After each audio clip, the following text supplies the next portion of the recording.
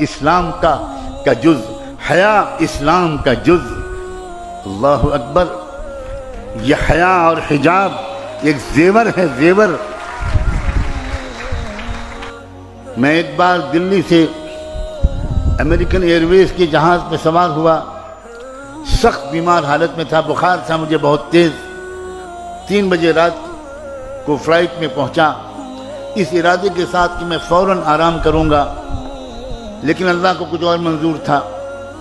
مجھے جو سیٹ ملی جہاز میں، اس میں بغل کی سیٹ پر ایک سردار جی، ایک سکھ بھائی جو فرینکفرٹ سے آ رہے تھے اسی فلائٹ سے، اور ان کے آس پاس کی سیٹیں خالی تھیں، تو وہ تو شاید خوب سو چکے ہوں گے، اور وہ ایک کمپنی کی تلاش میں تھے کہ کوئی آئے میرے پاس سیٹ پر بیٹھے گا تو میں اس سے باتیں کروں گا۔ تو وہ سردار جی جو تھے انہوں نے فوراً بات چیت چھیڑی راجنیتک حالات پر۔ تو میں نے ان سے موضوع گفتگو کو بدل کر اسلام پر گفتگو شروع کر دی، اس طرح کہ شاید وہ شروع میں فیل نہ کریں، لیکن تھوڑی دیر کے بعد انہوں نے لمبی لمبی جمائیاں لینی شروع کر دیں۔ اس کا مطلب یہ تھا کہ وہ بور ہو رہے ہیں اور he is not interested at all, یہ اسلام کے بارے میں سننا نہیں چاہتے۔ لیکن میں بھی بولے چلا گیا، بولے چلا گیا، بولے چلا گیا۔ مارکیٹنگ کرنے والے کو تو یہ سکھایا جاتا ہے، لیکن اللہ کو کیا منظور تھا؟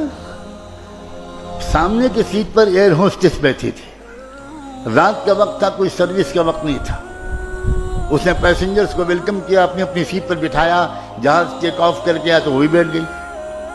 جب اسلام پر میں سردار جی سے اپنے نیبر سے بات کر رہا تھا تو اس لڑکی نے، امریکن لڑکی نے پلٹ کر میری طرف دیکھا اور کہا کہ sir I think that you are talking about Islam. میں نے کہا ہاں، اسلام کے بارے میں ہم لوگ بات کر رہے ہیں۔ تو اس نے کہا can I participate in your conversation, میں بھی کچھ بات کر سکتی ہوں؟ میں نے کہا شیور، وائی ناٹ۔ تو اس نے کہا کہ میں اسلام کے بارے میں 1 سال سے غور کر رہی ہوں، اب غور کرو، سوچو اندر اندر ہو کیا رہا ہے دنیا میں۔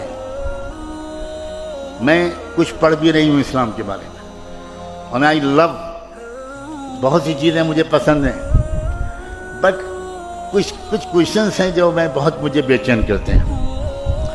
تو میں آپ سے پوچھوں؟ میں نے کہا پوچھو۔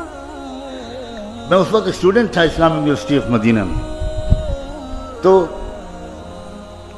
اس نے مجھ سے پردے کے بارے میں پڑھا۔ اس نے کہا کہ مجھے سمجھ میں نہیں آتا کہ یہ 50% آف پاپولیشن کو آپ کنفائن کر دیتے ہیں بیہائنڈ 4 والز، تو انسانی ڈیولپمنٹ میں یہ بہت بڑی رکاوٹ نہیں ہے؟ تو میرا ایک مزاج ہے، مجھے میرے بزرگوں نے یہ سکھایا کہ جب تم سے کوئی سوال کرے تو تم اس وقت اللہ کی طرف متوجہ ہو کر چپکے چپکے دعا کرنا، سوال بھی سنتے رہنا، اور دعا یہ مانگنا کہ اللہ اس کا جو سب سے اچھا جواب ہو وہ آپ میرے دل میں اتار دیجئے، میں تو کچھ جانتا نہیں ہوں۔ سبحانک لا علم لنا الا ما علمتنا انک انت العلیم الحکیم۔ میرے دل میں ایک جواب ایسا آیا جو اس سے پہلے کبھی نہیں آیا تھا، اور میں نے ان سے کہا کہ 1972 میں آپ کے یونائٹڈ اسٹیٹس آف امریکہ میں ٹیکسس اسٹیٹ کے کیپٹل ہیوسٹن میں ایک عجیب واقعہ پیش آیا تھا، اور وہ واقعہ ان شارٹ بیان کرتا ہوں کہ ایک صاحبزادے اپنے کار میں ایک بریف کیس میں تقریباً $20 لاکھ 2 ملین ڈالر کی مالیت کے زیورات، جیولز اینڈ ڈائمنڈز لے کر نکلے، اور مڈ نائٹ 12-1 بجے کے قریب انہوں نے ایک راؤنڈ اباؤٹ ایک چوراہے کے پاس اپنی گاڑی روکی، اور اس گاڑی روک کر وہ بریف کیس نکالا اور چوراہے پر کھول کر رکھ دیا، اور اسی کنارے ایک بلڈنگ میں ان کا اپارٹمنٹ تھا۔ انہوں نے گاڑی پارک کی اور اوپر چلے گئے اور اپنی بیلکنی سے واچ کرنے لگے کہ اب دیکھیں میرے بریف کیس کا کیا ہوتا ہے۔ تھوڑی دیر کے بعد کوئی اور صاحب آئے، انہوں نے دیکھا، گاڑی روکی، ادھر ادھر دیکھا، کوئی نہیں ہے، بریف کیس کو دیکھا، سوچا کہ $20 لاکھ مجھے اس طرح مل رہے ہیں یا اپروکسیمیٹلی۔ انہوں نے جلدی سے بریف کیس اٹھایا اور گاڑی میں رکھی اور بھاگ گئے۔ اس نے نمبر نوٹ کر لیا مالک نے، اور پولیس کو انفارم کیا، اور اگلے چوراہے پر پولیس نے ان کو ریڈ ہینڈڈ پکڑ لیا۔ کیس چلا، امریکن ٹیکسس ہائی کورٹ نے جو فیصلہ کیا، میں نے اس امریکن ایئر ہوسٹس کو وہ ججمنٹ کا خلاصہ سنایا کہ میں نے ریڈرز ڈائجسٹ میں وہ قصہ پڑھا تھا۔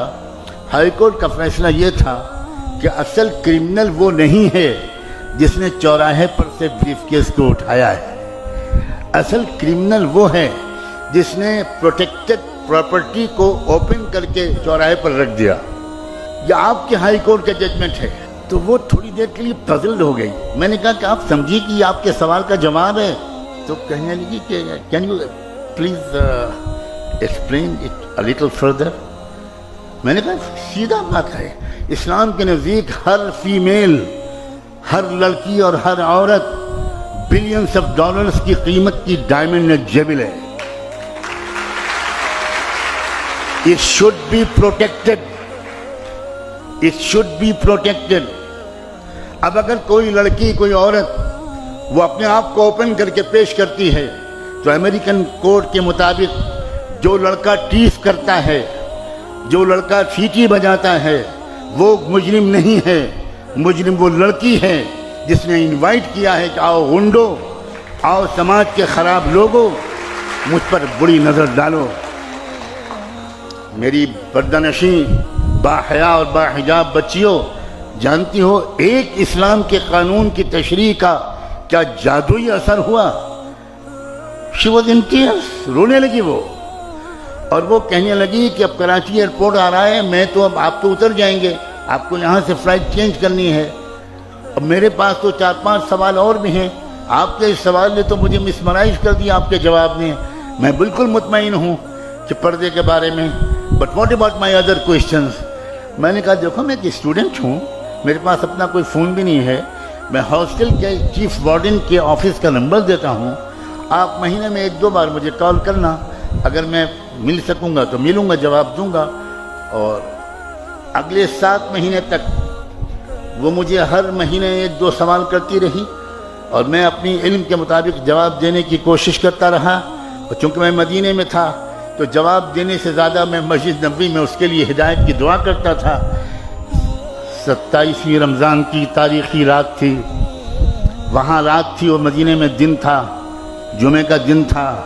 اس نے مجھے فون کیا، اس نے کہا مولانا میں نے اس وقت کوئی سوال کرنے کے لیے فون نہیں کیا ہے، I want to give you a very happy news right now۔ میں شکاگو کی اسلامک سینٹر میں بیٹھی ہوں اور میں نے ابھی محمد مصطفیٰ کا دامن تھاما ہے۔